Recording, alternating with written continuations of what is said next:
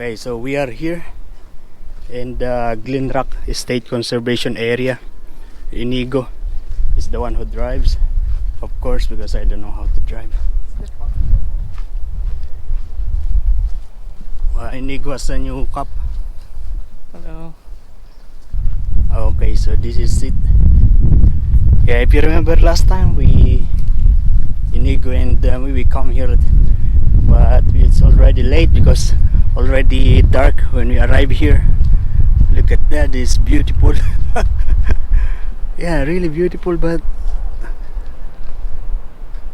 this is just for ladies night. Look, all of them are ladies.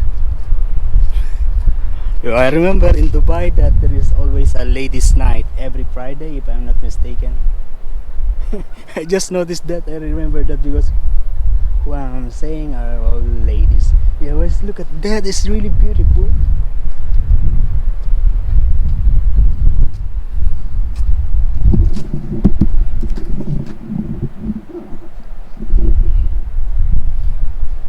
This place is not this is like a local tourist area. This is like a local park, and if you notice this one is artificial. Let me double check if this is artificial. Yeah, yes, this is artificial, not real grass. Look at this. This is not real, oh. But this one is fully covered with fake grass. You can see there are so many sheep. How many are there? 1, 2, 3, 4, 5, 6, 7, 8, 9, 10, 11. More than 10.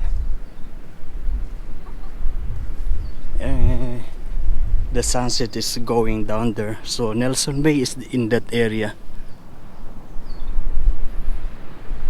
Yeah, look at this. This is highest part of this place. Down there is really good looking. There's a walkway, there's a pathway, there's a road. Wow, actually it's cool. Look at, there is also a way to go down there.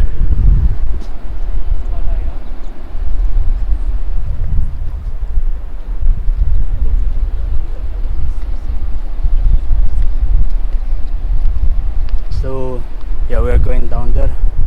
Inigo likes to go there.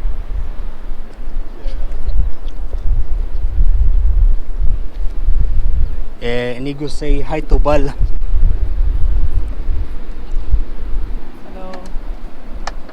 Hi, Bal.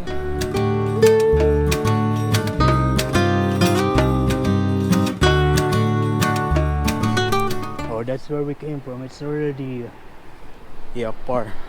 No, it's near.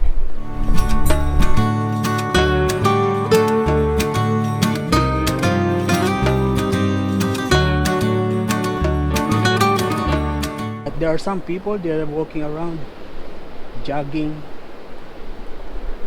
Yeah, and those three ladies, good only to come here during the daylight. I mean during the daytime, because in the night it is impossible to walk around here because yeah, there's no light. Oh whoa, look at that, the sun. So I take one photo by, yeah, I place my iPhone on that side, and then that lady was coming and he asked me, do you want me to take your photo? Nice, good gesture. I said I think it's good, because it's really good, because already, yeah, I've done it. It's a nice picture. Look at that, the color of the cloud is getting color. It's pink in here, and especially on that side you see the reflection of the sun towards the clouds, making it really beautiful. But you maybe are wondering why Inigo is always in the black these days. It is because we have the same day of these days. Yeah. Oh nice. Yeah, from here we can already see the viewing area, and we are near to the water now. Those big ship, they are static in there. Yeah, they are not moving. 1, 2, 3, 4, 5, 6, 7, 8, 9. 9. It was more than 10 a while ago. Maybe I don't see it somewhere on that side. And you know that in every park that you visit here, you're always going to see something like this. Yeah, they are showing, or this. Yeah, they're showing the history and, yeah, everything about the place. Like this one, it says this Awabakal light. Uncounted generation of Awabakal have lived, worked, and played here. The traditional country of the Awabakal people extend from here to the central coast, Lake Macquarie, Wollombi, and Hunter River.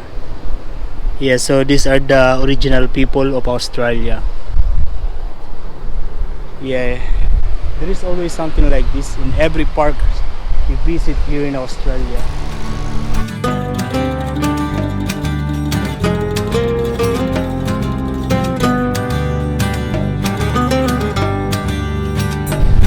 I wonder why the color of the clouds in there is different.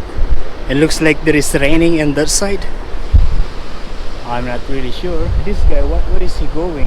I forgot the name of the place, but I used to walk here in Newcastle from yeah, I don't really remember the place, but I used to walk in the same place like this. Maybe it's on that side all the way to Newcastle. I'm not really sure, but I did that. Yeah, I did walk in so many coastline here in New South Wales area. That's the viewing area.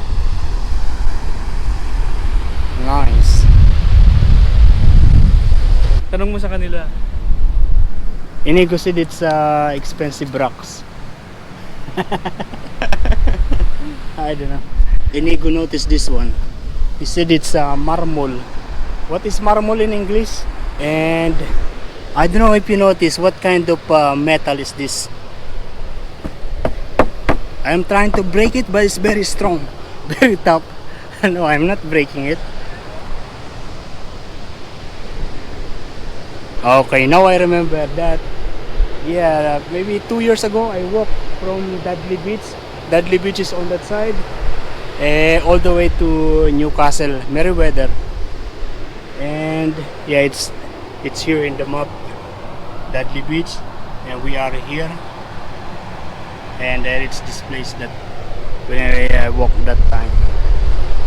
Yeah, it's good to walk. And there's no more sun. And the moon is now there. That one. And the lady is putting her shoes. Okay, bye. Yeah, we're going back now to that place. And going up for sure is going to be tiring.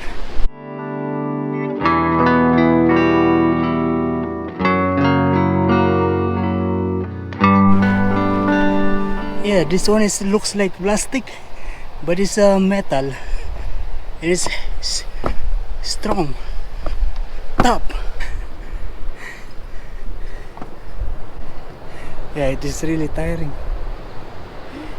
I need to take a rest here.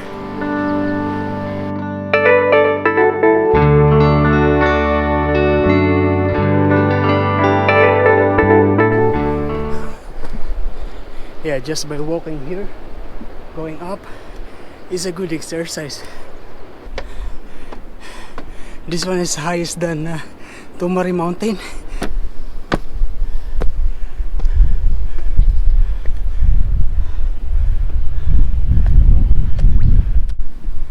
Yeah, that's it for this place.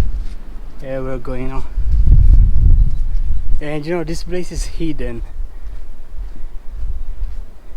If you don't look at the map, you're not going to see it. You will think of it like look at that. So it's not the proper tourist spot. And that's the proper Newcastle city.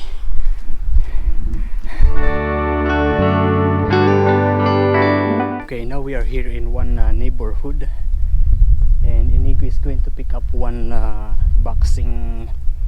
What is that? Yeah, something for boxing. Yeah, he saw it in Facebook and he sent message, and now he is here in the resident of that guy. And according to the message, Inigo just need to pick it up in the front of the house. Yeah, that's the guy.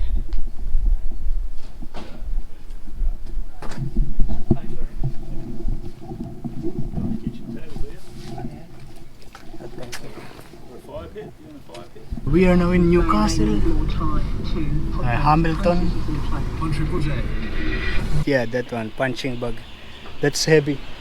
The guy who gave to Inigo is a big guy. He also giving the kitchen table, but also one fire pit box, something. But Inigo doesn't like, so yeah. And we are going to that Indian restaurant. The worry is maybe they have just a takeaway. Pwede.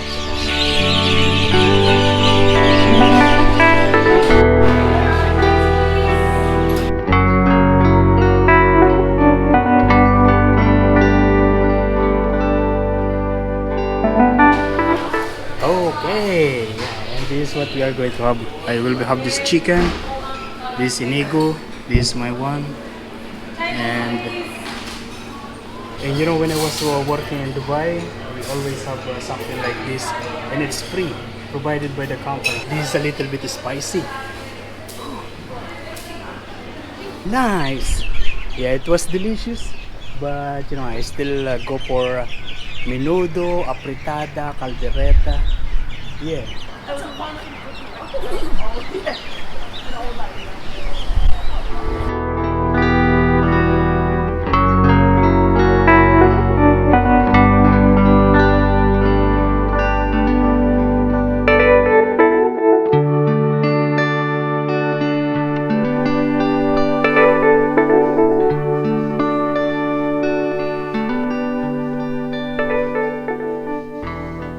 I'm looking for hairnet. Yeah, because I want to keep my hair long and I want to cover it with hairnet and a head cap at work. Yeah, in the Philippines we usually use hairnet in the kitchen, but here we don't use. Maybe this one. Yeah, there are so many perfume in here, and they are. It looks affordable. It feels affordable. Look at that. CK, yeah, everything, all the perfumes they are here. But you know, I don't need.